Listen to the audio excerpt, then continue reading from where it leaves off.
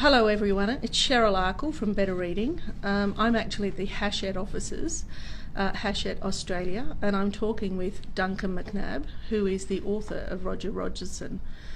Now, for those of you that are around my age, you might remember the days of policing when Rogerson was around. It has been of particular interest to me over the years because I do remember seeing Roger himself on 60 Minutes at the time, being interviewed by Ray Martin, but also Sally Ann Huckstep. But welcome, Duncan. Thank you, Cheryl. Great to be here. Yeah, I'm really looking forward to this conversation. I want to start with the quote that you've got at the front of this book because I did think it was quite powerful. And this is in reference to Rogerson. For years, it was almost heresy to say or think that Rogerson was anything other than a good bloke. This book is dedicated to those who had the guts to disagree. Now, when I first read that, that gave me goosebumps. He was a policeman, but he was a crook, wasn't he? He was a crook from fairly early on in his career as a policeman. And I suppose that dedication was to the terrific people I've interviewed over the last 15 years or so, and I've known for a hell of a lot longer, who knew that Roger was rotten to the core, had known it for a lot of years, and had found out the hard way by investigation, by getting their evidence, by knowing, and had either been ignored or pilloried or threatened by Roger and his cronies. So I thought it was appropriate that they get a mention up front.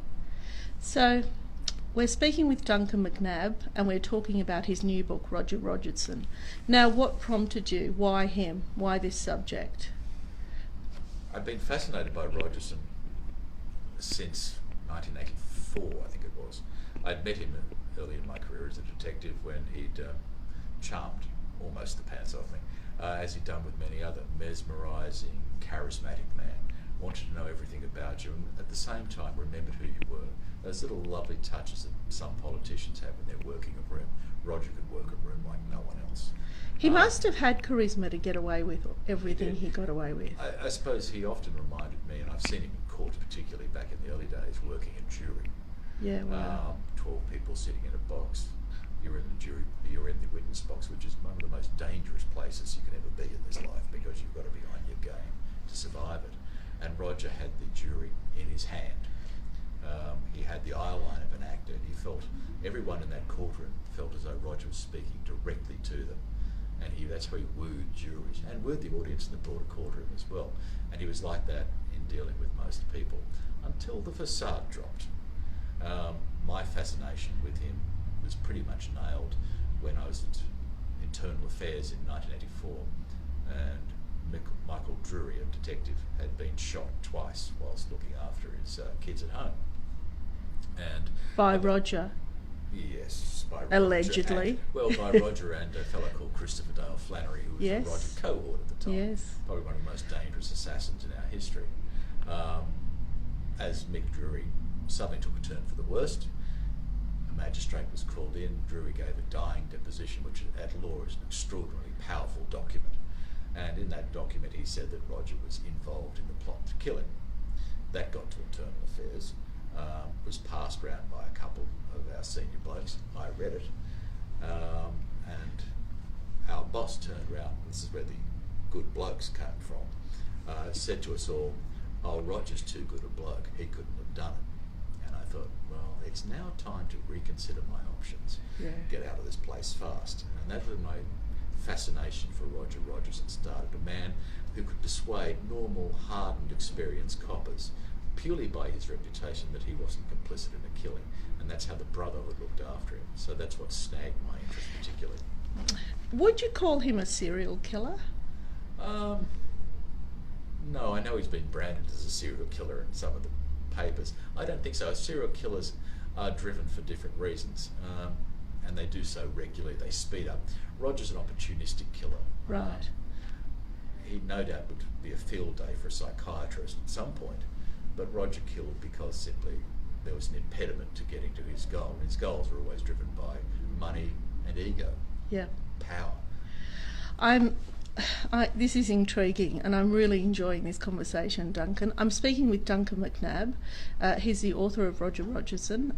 We are talking about crooked cops, and we're talking about crooked cops back then and crooked cops now. And there was a sentence in the book that I'm just going to read now, which I think that this book is really about that in a way. The new face of Australian crime met the old, and the old prevailed. Now, I mean, for me, there's a certain relief that, Roger's finally been charged, and I imagine for all those people, around him, not even the families of those that he killed, but everybody, people like you, that have been vindicated that he was a criminal, he was a murderer. But is it like trying to eradicate, let's say, drugs, that you get one, but there's a million others out there like him? Yes. You get one, but Roger would, if you had to sort of list them in the worst to the least worst, Roger is one of the most appalling in our history. And I think... But he got away with it for so long. He did. He was protected by the brotherhood of policing, which is opportunistic. Yeah. You're a brother until you're too hot to handle, in which case they drop you like a hot spud as well. Policing is intensely political. Promotion is intensely political, and Roger, when he was the blue-eyed boy at the CIB, to mangle a couple of metaphors, Roger was the person everyone wanted to be. He was held as being one of the best detectives, the man you'd go to when it was a hard case that needed solving fast. Then, after the shooting of Warren Franchi in '81, and even more so... But shouldn't that have been enough? I'm sorry to keep interrupting, but we all knew he was guilty of that. In a normal world, you'd think that that would have been enough, and Roger had to be dealt with fast. Yeah. Policing is in a completely insular world. It's an enormously powerful world. Whilst they might have known Roger had done something utterly appalling, to then turn around and prosecute him for it would have damaged them as well. And this is a fascinating time in New South Wales policing and political history as well. The coppers were deeply on the nose, but no one really knew about it. And so the last thing they wanted to do, and this is what started Roger's downfall, was to say, hey, look at him, he's done something awful. Because the moment we look at him, we start looking at the people standing beside him, and we get this rippling effect throughout policing. Policing always likes to close down the problem rather than expose it. And Roger is a perfect example of how that happens, and a perfect example of someone who can do it and get away with what he'd done for 35 years. He got away with murder. Yeah, he did. Now, we're talking with Duncan McNab. We're talking about Rogerson. This is his new book. If you'd like to ask Duncan a question or make a comment, please do. I'm just going to read these two comments that have come in. One from Bianca. It's not surprising. If you look up the jobs that attract most sociopaths, police is in the top 10, next to CEOs, surgeons, salespeople, media, lawyers and clergymen. Thank God journalists have missed out. Thank God, and booksellers. And booksellers. Okay, then there's another one. That's right, he got away with it for so long. Faye Barnes has said that. Did he get away with it for so long because he was a cop? Because he was protected? Roger was part of the inner circle. Yeah. So yes, he was protected. He was protected by his peers, some of whom were complicit in awful crimes. They didn't want to draw any attention to themselves. So it's like being in politics or public relations. The trick of the argument is to close it down rather than open up. And that's what they did with Roger. They closed it down in the hope Roger would go away. When he shot Warren Franchi, he was removed from the CIB's armed hold-up squad, the most serious coppers we had about us, big guns, big jobs, and he was taken to Darlinghurst, where he became a suburban detective. That didn't impede Roger. They had in mind that they would take the heat off him. And it didn't, because Roger... It's like moving priests around to different parishes, isn't it? Excellent analogy. It's Don't exactly you think? that. Yeah. It's exactly that. Yeah. And who killed Sally Ann Huckstep? Well, my view is that 3 people killed Sally Ann Huckstep, and it's an informed view. Roger was having a drink that night at the Marion Ann's Bowling Club. I bet he was. With a prominent police prosecutor who probably wouldn't know where Mary Lance was. Old boy who lived in the rocks. Thinking, well, this is an unusual combination, 2 of this crew together, and a few other coppers. So everyone saw Roger very publicly. Sally Ann was called, she was staying with a friend in Edgecliff, if my memory serves, and got a phone call to meet somebody.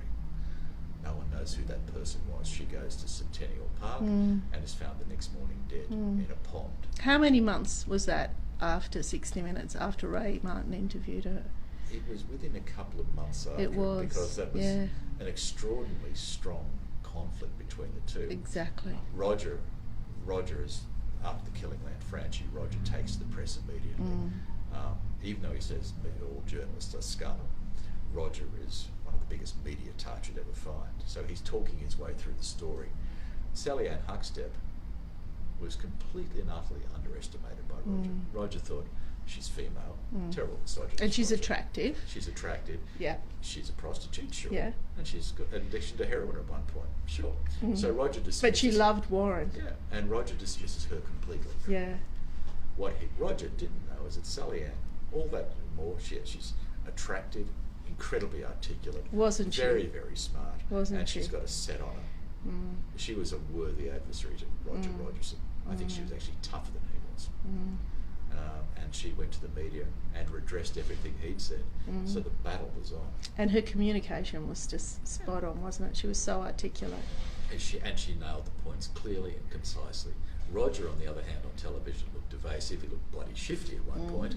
And I think in one of those interviews, he outed Neddy Smith as being his informant, which resulted in poor old Neddy getting hit by a car the next morning, driven by a criminal who wasn't very happy. I don't remember that. Added a bit more to the story. With Jamie Gow, I mean, if I was Jamie Gow's mother or father or brother or sister, I'd be so annoyed that this man was still out and about doing what he pleases. Yeah. I mean, you could argue that if he was in jail, that this wouldn't have happened. Jamie Gow would probably be the end of it. Quite a number of other people who've got the rough end of Rogerson over many, many years. You think there's more? I think so. There was a moment in court that Glenn McNamara, when the jury weren't in court, Glenn McNamara opened his defence with one describing Roger's actions. He alleged that afternoon that Jamie died. It was absolutely chilling. But then the jury was taken out because they couldn't hear the next bit because it was quite damaging to Roger, and they had to assess. Fairness comes into play here. So they go outside, and then Glenn McNamara recounts a conversation he'd had with Roger some months before, in which McNamara very concisely said, "These are the people Roger bragged to me that he either had killed, did kill, or was complicit in the killing." And he lists this name, point form, and just goes through them concisely. And I was listening to it, and I'm thinking, yeah, that makes sense. All right, well, I could talk to you all afternoon and all evening. Incredibly interesting, fantastic book. It's called Rogerson. I'm speaking with Duncan McNab. I can't thank you enough for talking with us today. It's a story that had to be told, and I think you're the right guy to tell it. It's well written, it's well told, it's compelling reading. And if you haven't read it, go out and get yourself a copy. Rogerson by Duncan McNab. Thank you so much, Duncan. Thank you very much, Cheryl. Thank you for speaking with us.